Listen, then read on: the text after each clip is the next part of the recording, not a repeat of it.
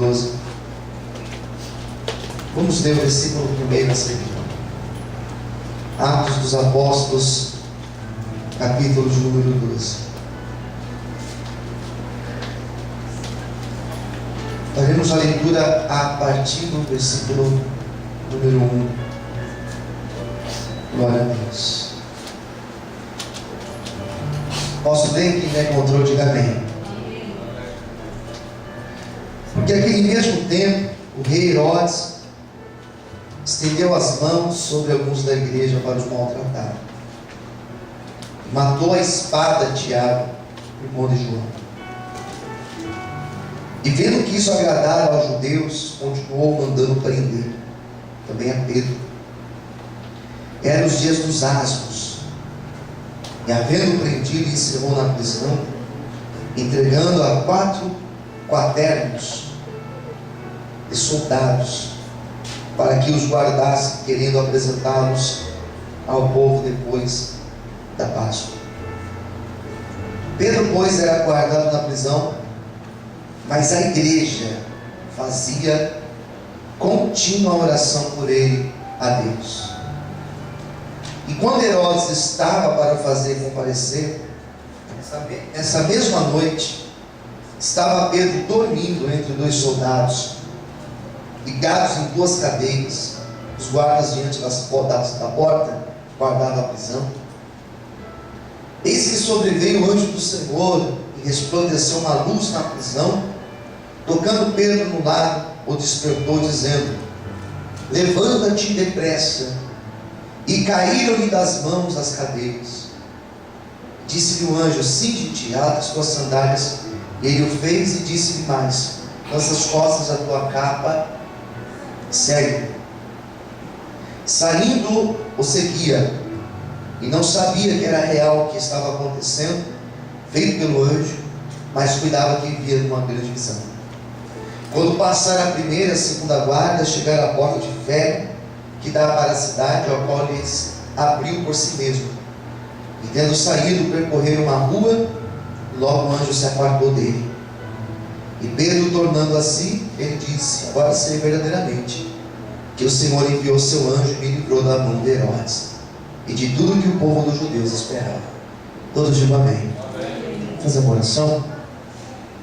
Soberano Deus e eterno Pai, fala conosco nesta manhã de domingo, nos abençoe através da palavra que nós vamos ouvir agora, que acabamos de ler.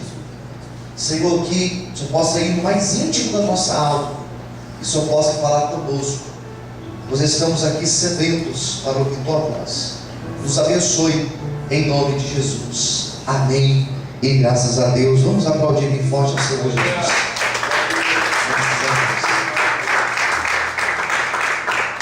Eu particularmente,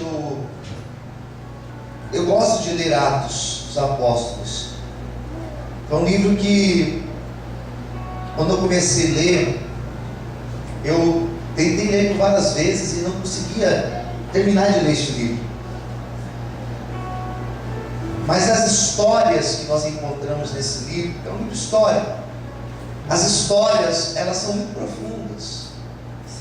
Acredito que seja por isso que eu fui lendo e eu tive dificuldade para chegar até o final, quando eu fui ler este livro em uma ocasião. E esse livro de Atos vai falar como as primeiras comunidades elas surgiram, como as primeiras igrejas elas foram surgindo. Certa vez eu ouvi uma pessoa dizendo: será que se as igrejas de hoje fossem perseguidas, como foi as primeiras igrejas em Atos, será que a igreja realmente estaria maior? Mas a ideia, na verdade, é o contrário. Se a igreja de hoje fosse igual à igreja de Atos, ela seria mais perseguida. E ela seria muito maior do que ela é hoje. E alguém vai dizer: pastor, mas a igreja ela cresceu muito. O movimento evangélico no Brasil, na América Latina, no mundo, cresceu muito. Não. O que nós temos o que eu posso perceber é que alguns movimentos cresceram muito. E movimentos, sobretudo, não cristãos. A religião que mais cresce atualmente não é a religião cristã, é o muçulmano. O Islã é o que mais cresce. Os muçulmanos estão crescendo cada vez mais. As igrejas, sim, elas estão crescendo, mas qual é a qualidade da pregação, dos ensinamentos que estas igrejas trazem aos seus adeptos? São coisas que a gente tem que levar em conta. Esta igreja de Atos era uma igreja que crescia. Cada pregação dos apóstolos, milhares se convertiam a Cristo, porque era uma igreja que tinha a presença verdadeira do Espírito Santo. E onde existe a presença verdadeira do Espírito Santo, aí existe conversão, aí existe mudança de vida. Quem entendeu, diga amém. Eu glorifico a Deus, irmãos, porque dificilmente tem um culto aqui na nossa igreja que nós fazemos o apelo e não tem alguém que levanta a mão e aceita Jesus. Os cultos de semana, os cultos de domingo, todos os cultos, porque é o mover do Espírito Santo que vai tocando e sensibilizando as pessoas. Essa igreja de Atos era assim, ela crescia. E observe que no capítulo 12 vai falar sobre isso. O texto vai dizer que naquela época o rei Herodes, que não é o mesmo da época de Jesus, era um outro Herodes já. Esse mesmo Herodes, ele mandou prender alguns líderes da igreja. E observa que no versículo de número 2, vai falar que Tiago, o irmão de João, foi preso e foi morto. E na mesma época, diz a Bíblia, versículo 3, que eles prenderam a Pedro. Eles começaram a prender os grandes líderes. Quem entendeu, diga amém. Eles começaram a prender os cabeças da igreja. E eles prendem esse tal Tiago, e eles matam Tiago, e Herodes percebeu que o povo gostou, o povo aplaudiu, o povo fica feliz de ver o discípulo ali preso e depois morto. E eles tentaram atingir um outro grande líder, que era Pedro. Os dois eram de Deus, tanto Tiago quanto Pedro. Por que Deus não livrou Tiago, pastor? Por que Deus não deu livramento a Tiago? Com certeza a igreja orou por ele. Por que Deus não foi lá e tirou Tiago da mão de Herodes? Tem algumas coisas na nossa vida que realmente nós não entendemos. Posso ouvir amém? Amém. A gente não entende. Porque a nossa oração, em alguns momentos, ela é tão eficaz. Em alguns momentos nós temos a impressão que Deus não está ouvindo. Porque o mesmo Deus que deu livramento a Pedro poderia ter livrado Tiago. Só que Deus tem um propósito em todas as coisas. Deus poderia ter livrado, como nos livrou em outras vezes. Mas por que agora Deus permitiu? Deus tem algum propósito dessa permissão dele.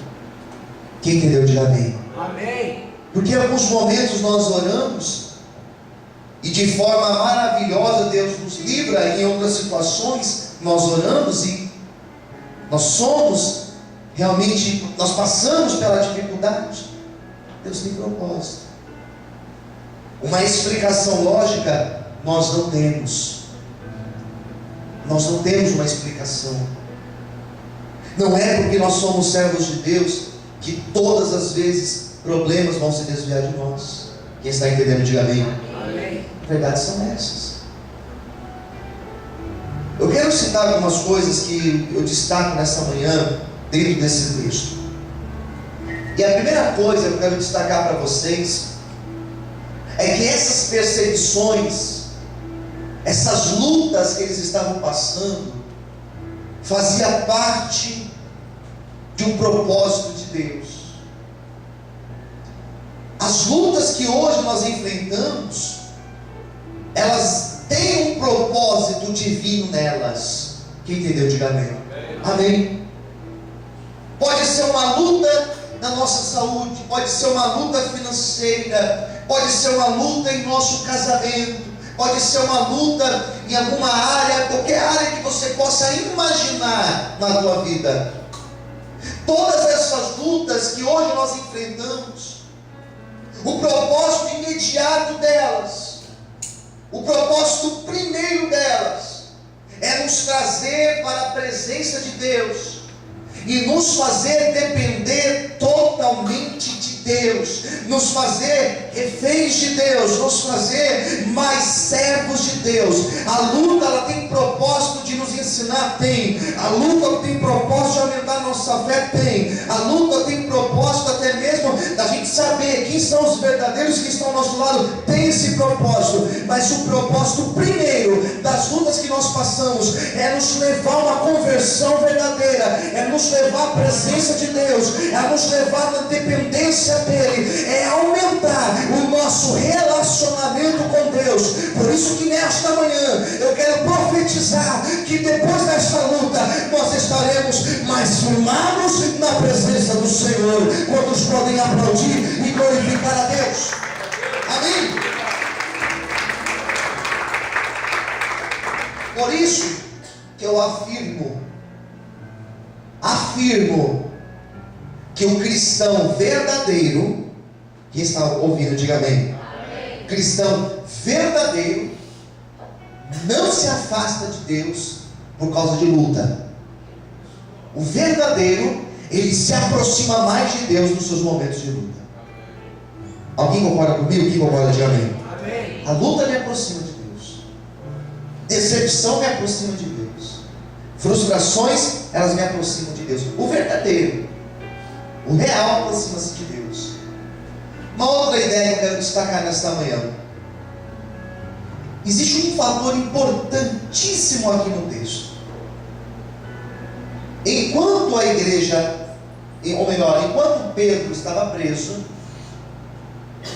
a comunidade daquela época, a igreja daquela época, o povo daquela época, versículo 5 vai dizer que eles faziam uma contínua oração pela vida de Pedro. Quem entendeu? Diga amém. Amém. Sabe o que é uma contínua? Uma oração constante. Oração constante. Nós precisamos desse tipo de oração. Uma oração constante. Aquela oração como um atleta verdadeiro faz, de todos os dias treinar para alcançar a excelência. Quem entendeu, diga amém. A igreja, enquanto Pedro estava preso, com seus dias e horas contados, a igreja não deixava de orar por ele. A igreja não tinha orado por Tiago? Tinha. E Tiago foi morto? Foi. E por Pedro, ela continuou orando? Sim. Porque ela sabia que a oração, ela tem o poder de mover todas as coisas. Você pode dizer isso para quem estiver perto de você? Diga para essa pessoa: a oração tem poder de mover todas as coisas. Nós vamos orar. Então nós vamos insistir em oração. Nós não vamos desanimar de orar. Quem está entendendo, diga amém. Vamos insistir. Hoje em dia falta esse tipo de oração no meio da igreja de Cristo. Aquela oração constante, sabe? Eu tenho uma causa aí, eu vou orar nessa causa. Tem alguém que eu estou orando por essa pessoa, e eu vou continuar orando por essa pessoa. Enquanto Deus me der força, eu vou orar por essa pessoa. Quem entendeu? Diga amém. Isso se chama uma oração constante. Quantos anos a minha mãe orou pela conversão, pela mudança do meu pai, pela mudança na vida do meu irmão, porque eu me converti logo rápido, mudei logo rápido de hábitos, sim. Mas a vida do meu pai, do meu irmão, uma oração constante, orando ali. Mulher de oração, queridos. O que Deus Ele quer de mim, de você, é que as pessoas possam olhar para você e possam falar: olha, aquele irmão ali é um homem de oração, aquela mulher ali é uma mulher de oração. Ele orou por uma causa e Deus ouviu. Ela orou por uma causa e orou e insistiu e Deus deu vitória. Essa frase que a igreja orava em contínua oração, quer dizer que não foi no primeiro momento que eles oraram, não foi na primeira vez que eles deram as mãos e oraram que veio a resposta, mas foi uma oração constante que a resposta foi enviada por Deus. Deus pode responder na primeira oração. Quem crê nisso, diga amém. Eu creio. Como Deus também pode responder no momento que eu faço uma oração contínua, quando não desisto de orar. Se nesta manhã existe um propósito na tua vida, existe um alguém na tua vida, existe uma causa na tua vida, que você quer deixar de orar, que você quer desanimar, que dentro de você perdeu as esperanças, eu profetizo que nesta manhã Deus vai renovar a esperança, e você vai orar, e você viverá o milagre de Deus na tua vida. Quem acredita nisso, glorifique e aplauda ao Senhor nesta manhã de hoje. Aleluia. Pastor, amém. Daí, queridos, acontece o que acabamos de ler. A igreja estava ali de mãos dadas orando. A Bíblia fala que duas pessoas concordam na terra, é concordado nos céus. Estava orando. E o que aconteceu aqui? Aconteceu algo impressionante. Profetize na vida do seu irmão, fala assim: olha, algo impressionante vai acontecer na tua vida. Eu estou esperando essa bênção aí, eu creio. Pedro estava preso por 4 grupos de soldados, 4 grupos de 4, 8, 12, 16 soldados prendendo Pedro. Estava algemado. No outro dia ele seria morto. Imagine a cabeça dele como estava. Imagine só como Pedro estava. Recentemente mostrou na Indonésia um brasileiro tentou entrar com entorpecente lá na Indonésia. Lá é complicado. As leis são muito severas ao tráfico. Foi preso e condenado, pena de morte. Se não me engano, foi fuzilamento. Imagine só, na semana que ele seria fuzilado, como ficou a cabeça dele. Imagine só 5 dias antes, como que foi? 3 dias antes. Imagine no dia anterior que ele seria morto. Eu não sei o que passava na cabeça dele, mas com certeza esse homem estava em angústia profunda. Quem concorda, diga amém. Irmãos, basta você ter uma cirurgia marcada para o final de semana, você já fica preocupado. As irmãs aí que já tiveram filhos, que marcaram cesárea, ansiedade. Tal dia meu filho vai nascer, né? Coisa. Pedro estava no outro dia para ser morto. E eu achei interessante demais, porque olha o que diz esse versículo aqui, ó. Pega aí a sua Bíblia. Olha o que diz, versículo 6. Pega aí a sua Bíblia. E quando Herodes estava para fazer comparecer Nessa mesma noite, olha agora o que diz: estava Pedro, o que diz a tua Bíblia? Estava dormindo entre dois soldados, um soldado de cada lado, e Pedro assim, ó,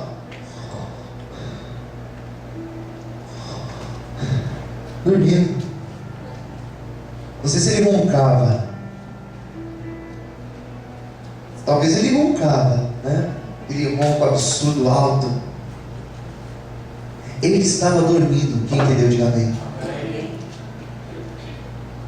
Me responda: alguma vez, por causa de preocupação, você perdeu o sono? Com quem já aconteceu isso? Faz assim com a mão. Perdeu o sono? Todo mundo já aconteceu isso. Pedro seria morto naquele dia, no outro dia. E ele não perdeu o sono. Ele estava dormindo. Por que ele estava dormindo? Que ele tinha uma total paz em Deus. Aleluia. Ele sabia o que Deus ia fazer? Sim ou não? Sim ou não? Ele sabia que ele seria livre da prisão? Sim ou não? Por que ele dormiu então, pastor? Porque mesmo sem saber se ele seria morto ou não, se iria acontecer alguma coisa boa ou não, dentro dele existia uma convicção. E é essa convicção que eu quero nesta manhã orar pela tua vida e pela minha vida. A convicção que Pedro tinha era: eu não sei se amanhã a estas horas eu estarei morto. Eu não sei se amanhã a estas horas a minha cabeça será cortada. Eu não sei o que vai acontecer comigo daqui para amanhã. Mas uma coisa eu tenho plena certeza: a minha vida está na mão de Deus. Vai ser feito o que Deus quer. E a vontade de Deus, ela é boa, ela é perfeita, ela é agradável para a minha vida. Uma coisa é fato: eu não nego Jesus, eu continuo com Jesus. Pode armar a forca, pode preparar uma cruz, eu vou permanecer firme com Jesus, porque eu sei que Ele tem melhor para mim. O que eu quero nesta manhã profetizar na tua vida é que Deus vai nos dar um caráter. Deus vai nos dar um caráter como deu a Pedro, que pode vir luta, eu continuo com Jesus. Pode vir crise, eu continuo com Jesus. Pode vir desemprego, eu continuo com Jesus. Pode vir a doença, eu continuo com Jesus, porque eu sei que a vontade dEle, ela é boa, ela é perfeita e ela é agradável na minha vida. Será que você pode aplaudir e exaltar Ele nesta manhã? Aleluia! Você pode aplaudir a Deus? Então eu vou dormir, porque eu sei que a minha vida está na mão do Criador. Posso ouvir amém? Amém. Pedro tinha a seguinte certeza: não vou viver um segundo a menos ou um segundo a mais daquilo que Deus tem para mim. Quem entendeu, diga amém. Amém. E é isso que nós precisamos entender. Sabe essa luta que você está passando? Você não vai ficar um segundo a menos, nem um segundo a mais nela. Você vai ficar o tempo de Deus nela. Quem entendeu, diga amém. Vou encerrar a palavra agora. Enquanto a igreja orava, ele estava dormindo, descansando totalmente em Deus, literalmente. Daí acontece um milagre. E eu quero explicar para vocês como aconteceu o milagre, para vocês entenderem o propósito. Olha só. E eis que sobreveio, eu estou no versículo 7.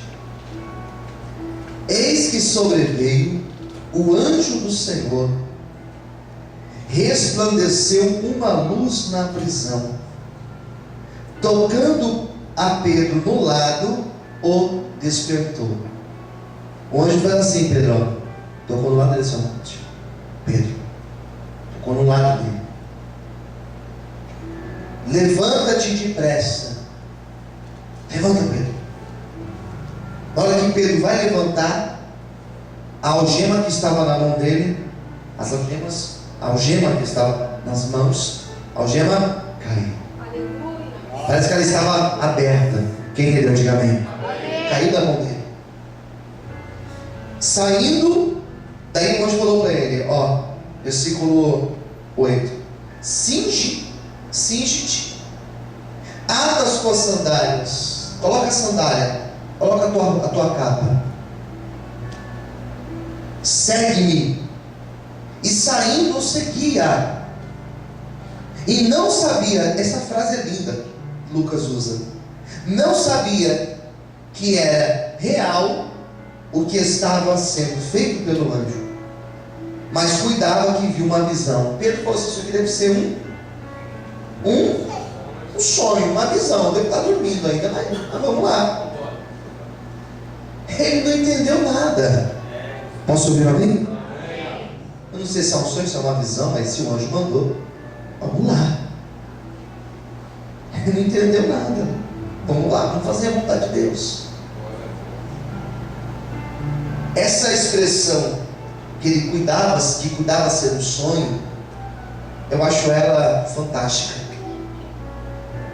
Porque às vezes Deus prepara algumas coisas para as nossas vidas que parecem um sonho. Isso aqui deve ser um sonho. E se for um sonho, eu não quero nem acordar, porque é uma grande bênção. Esse dia está chegando sobre ti. Receba esta palavra em nome de Jesus. Eu profetizo que esta mesma sensação você terá nos próximos dias. Receba esta palavra profética pela fé. Quem acredita, bate palma e glorifica o Senhor esta manhã. Aleluia.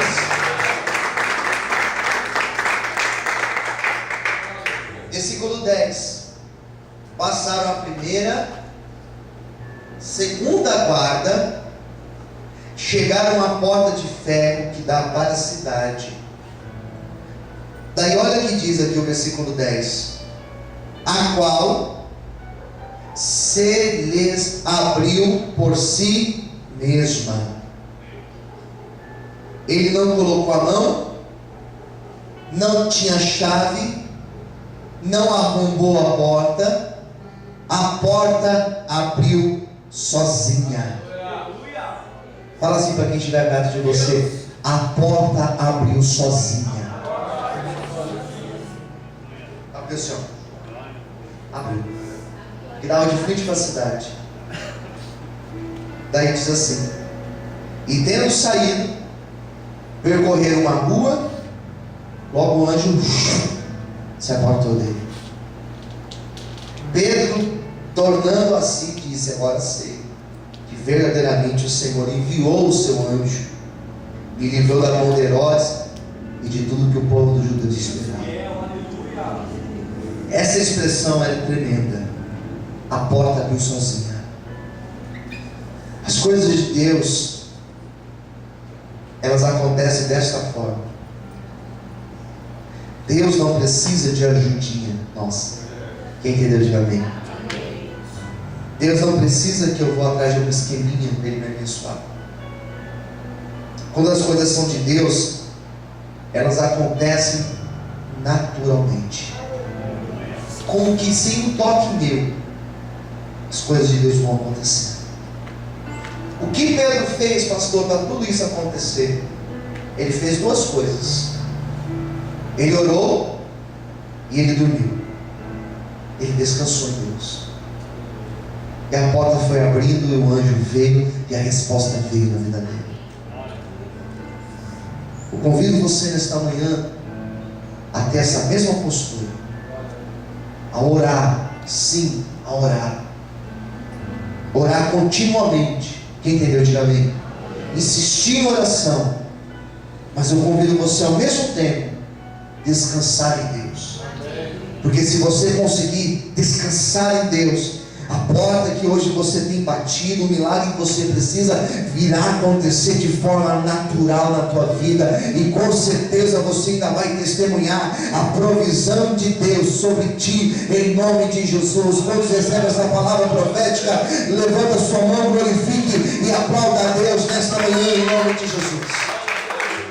Você pode dar uma glória a Deus bem alto. Amém, queridos? E é com base nesta palavra que nós vamos começar essa semana. com a certeza que Deus está no controle de todas as coisas. Vamos orar. Eu convido você agora a ficar em pé, no seu lugarzinho na igreja, fechar os teus olhos agora.